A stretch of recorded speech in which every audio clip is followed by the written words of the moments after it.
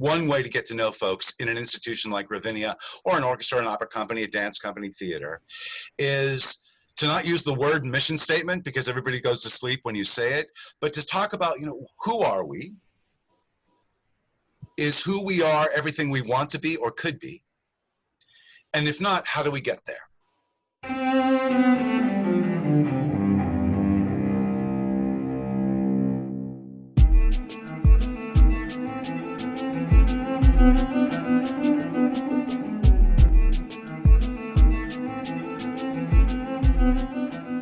Welcome to Arts Engines. I am your host, Aaron Dworkin. And with us as today's guest, we have Welz Kauffman, who serves as president and CEO of the Ravinia Festival. Welz, welcome to the show. Thank you so much, Aaron. It's great to be with you. Well, it's so great. There are so many things that I want to ask you about, so I hope we'll have enough time. But I thought where I would actually start off, because something that's always interested me and I think interests a lot of members of our audience, which is curation. And so in your role at Ravinia specifically, but also past roles, there is a breadth of artistry that you get to curate that I think few often do in terms of that breadth. Classical, orchestral, Chicago Symphony, but then rock, pop, hip hop, etc. Right? And so, these types of worlds, I think, can have different expectations, different cultures, maybe even different languages, literally. And wondering, just from your perspective, are they different worlds? And when it comes to curation, how do you traverse those and make decisions? It's a great question. And it actually speaks to why I was so honored and privileged to work at Ravinia, because Ravinia was built as an amusement park, not as a music festival. It was built to lure people from downtown Chicago up to the North Shore and buy real estate, built by a train company, which is why we are still the last private train stop in Illinois. It stops at our front door. But I speak to that because it's always had a kind of impunity around what it could do, right? When you're an amusement park, all bets are off. And I think of ourselves in many ways similarly to Tivoli Gardens in Copenhagen. Tivoli, also built by the train company, train stations across the street. But it has also been a place of fun, of family, very important, little kids, all sorts of ages, welcome. Beautiful outdoor space, and lots of different kinds of music. In fact, the first music played at Ravinia was also the first music played at Tivoli. It was a calliope, of all things. And in many ways, both are kind of town squares. They're places where people from all sorts of backgrounds meet. That's kind of the beauty of Disneyland or Universal Studios or any great amusement park, right? Everybody's welcome. Everybody's going to have their own experience, like sort of different things. And from a musical point of view, Ravinia very quickly became that. There's always been a primary focus on classical music, but that has as much to do with being created in the early part of the 20th century. That's what people did, right? That was the music of its time. So when Ravinia was doing a whole bunch of Wagner and opera, those are pieces that had just been written. So it was the contemporary music of the time. Speaking to my background, there was no classical music in my family whatsoever. My father was what was then called a country western fan, now called country music. My mom was a musical theater fan and big band fan. But I had always wanted to play the piano. They found a teacher for me. I begged to take lessons, and that's where the classical part kind of came in. But because of the family background, I was an assistant rodeo clown. This is true. There are photographs. And you never want to be the assistant rodeo clown. The rodeo clown's purpose is to lure the bull away from the rider on the horse, right? When you're the assistant, you're just slower than the regular clown, that's all. So it's all bad. But the musical part of it was huge to me. On the musical theater part, I was a really terrible boy soprano.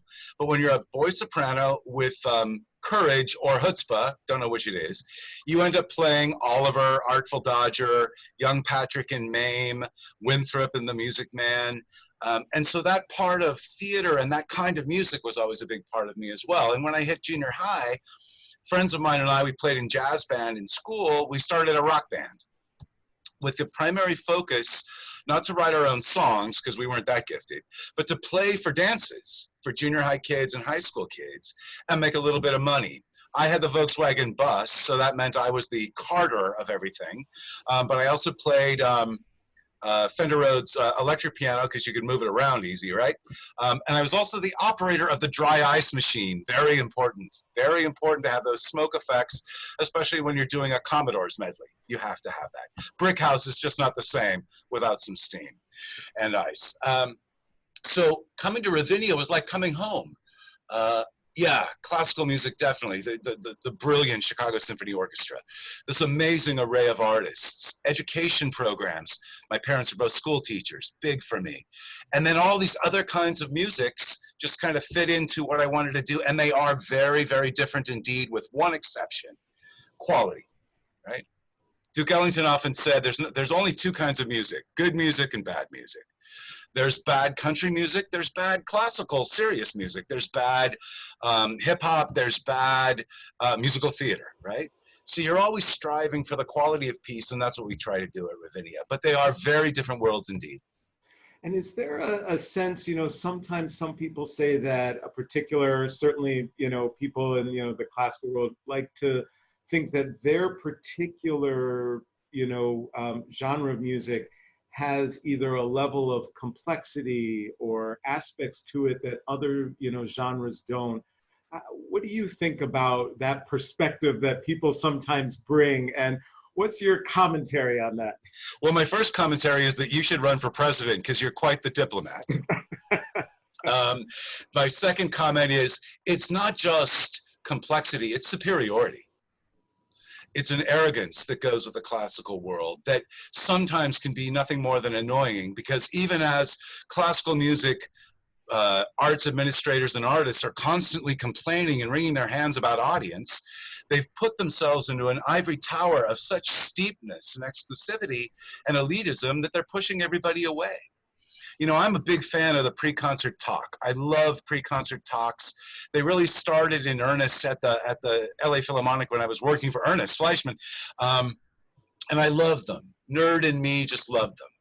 But in fact, for most audiences, especially those that don't go to classical music already or don't know much about it, the signal sent is, you're kind of dumb. You got to get smart to come enjoy Brahms. Come to this lecture. And that's been telegraphed for decades. And again, I love lectures, but they're usually for not the person who doesn't know anything yet, but for the person that's already into it and they want more information. So they have a value.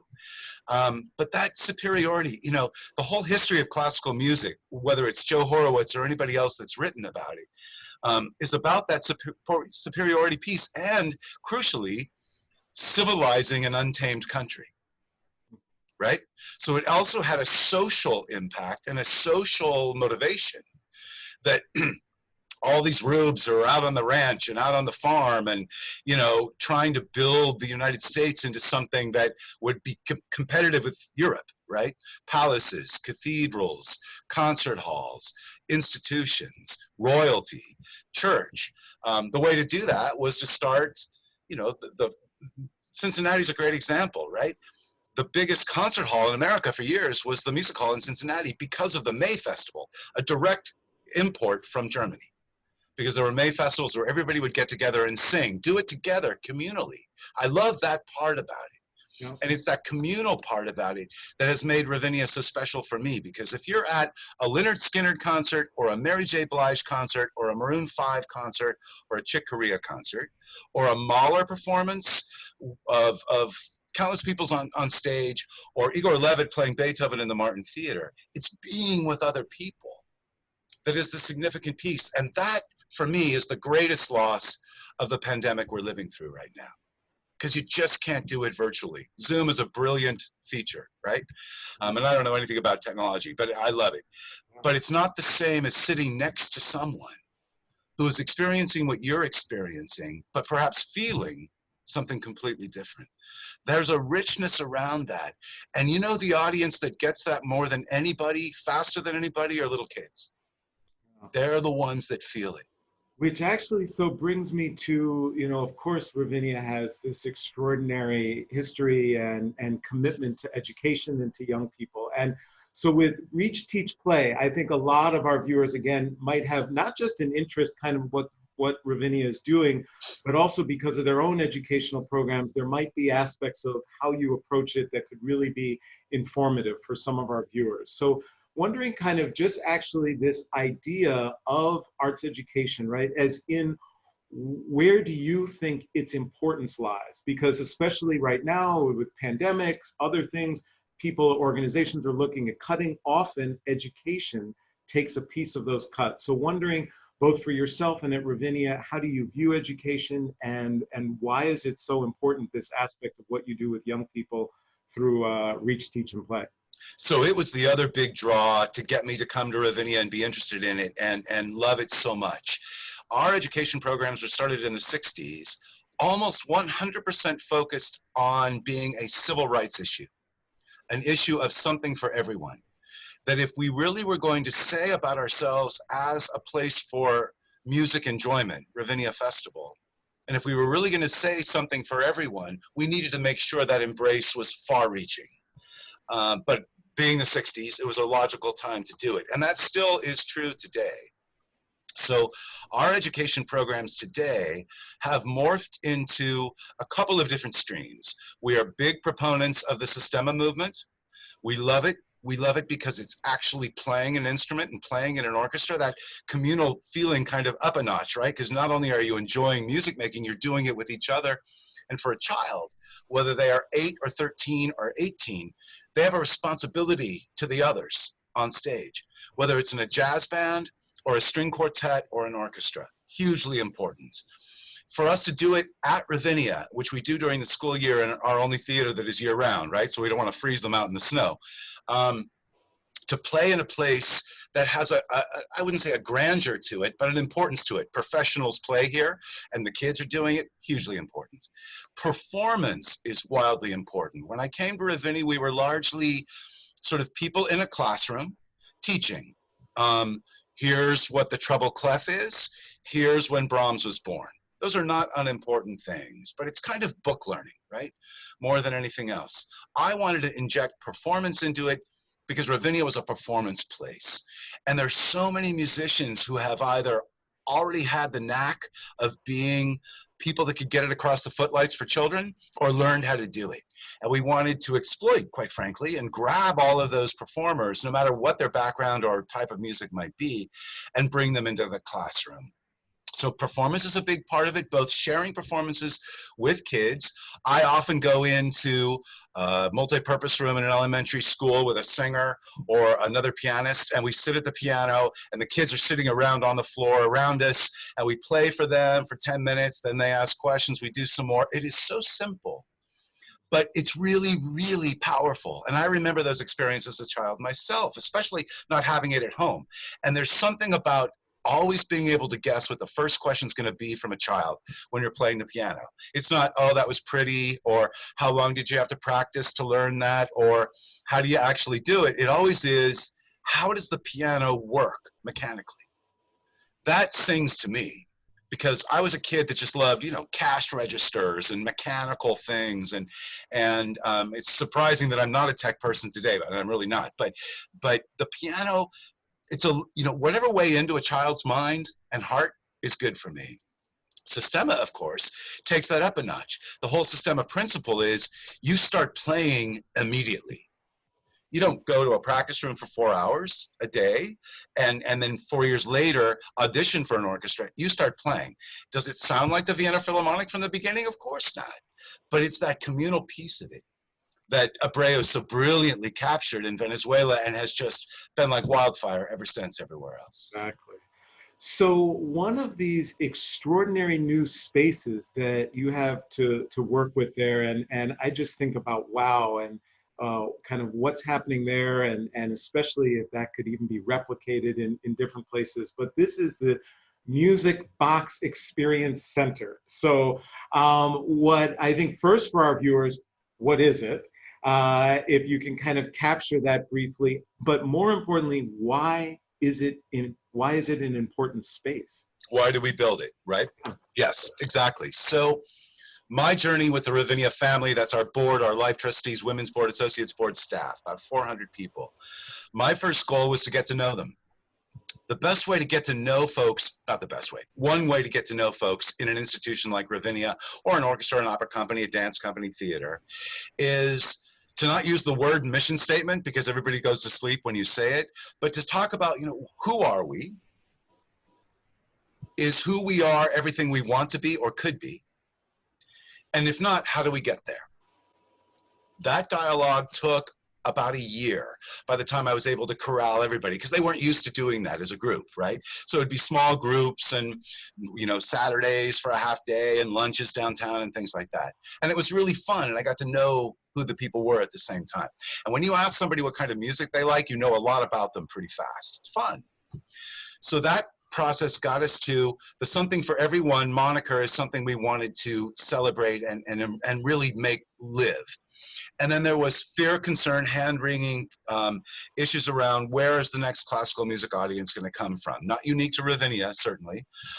Everywhere that I've worked, Atlanta Symphony, St. Paul, LA, New York, has had the same feeling.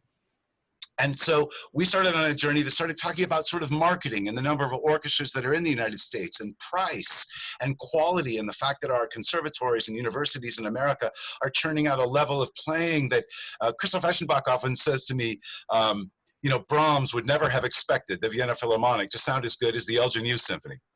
And it's true. That's partially that the instruments are so much better, right? But it's also just the playing is on such a high level. So all of that we needed to look at. That took a couple of years. Let's look at what's out there, what's going on. Why was it such a big deal in the 19th century? Why does it seem less of a big deal today? What is the effect of recording and television? What is the effect of the mushrooming of the number of orchestras in the United States and elsewhere? All of those kinds of things. Then we got to the place, okay, what about price? What about this and that? What about food and beverage? What about the Ravinia experience? That allowed us to start thinking about the fact that our buildings, our performance venues, our food and beverage, our restrooms had begun to verge a little more on the shabby side than the chic side of shabby chic. So put about $60 million into those kinds of improvements. It was needed, it was important. Some are hidden, some are invisible, important as well, some are more visible. Then we started thinking about the Ravinia opportunity. And what is the Ravinia opportunity? And for me, it was kind of simple to look at, having worked at the Hollywood Bowl, been a student at Tanglewood, and seen other summer festivals.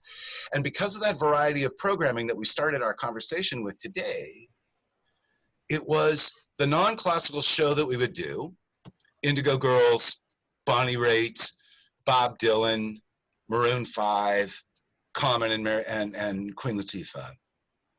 And people will come to Ravinia, yes, to picnic, but also to get a great spot on the lawn. The lawn is really what the Ravinia experience is. We have reserved seats, but the lawn is it. And sometimes they will get there early enough to be there when the gates open, which is 4 hours before showtime. So there they are, they come in, they get their great spot on the lawn, they lay out their picnic, they call their friends on the phone, they say, we're over here. They go to the restroom, they go to the gift shop, they might buy something, thank you for doing that. They might go and look at what we have for food and beverage. And they still have 3 hours. So we have this, I like to say, sort of a gently captive audience. And on a Maroon 5 night, that audience can be 10, 15,000 people. That's a lot of people. So why not give them something else to do? Give them something that is easy to access, therefore free, technologically kind of whiz-bang, so exciting and enticing for all ages. Something that doesn't take a long time for the show itself, and I'll describe that, but could be something you meander and sort of linger in if you wish to. So make it up as you go along. And something that is intimate. So we built a theater that seats 60 people. That's because we wanted it to be intimate, but also in the off season, we wanted school groups to come, and I never wanted it to be more than 2 school buses. Having done kids shows and produced them all my life, the moment you get up above about 100 kids, you've lost half of them. It's just too much cacophony. So what is it, is the question. It hasn't even officially opened yet, so it's going to open in 2021 between the virus and some construction delays. And it took me about 7 years to raise the money to do it. And convince people that this was the right thing to do. Not everybody was convinced. I have a lot of the pre-concert lecture type folks, God love them. I have a lot of people who think it should only happen in the classroom, God love them. But this was something that I felt very strongly about. And ultimately we brought in a consultant who did all the analysis and put everything into a nice package and we could look at it. So you'll enter into the building, the Ravinia Music Box. You'll have a kind of intro. You'll go into a next space and you'll get a little more information. And then the next space is the actual theater where you sit in a seat. And that's a 10-minute experience of surround video. It's a kind of dazzling experience that one might think of as, in Springfield, Illinois, there's the Abraham Lincoln Museum. It's actually the same tech guys and creators and storytellers that do that, or the Ryman experience in Nashville, or the Saturn V rocket experience at Cape Canaveral. Lots and lots of work that they've done around the world. And this is really fun and very cool. And then at the end, you end up in a sort of standard museum gallery space. So we needed a subject matter for the first show. And it felt obvious to me, but it took some time to get the Ravinia family along board. But they're there now, and because actually of the civil unrest and social unrest we're going through as a country, and because of the virus, even more important. And we chose Leonard Bernstein because we knew we were going to be approaching his 100th birthday.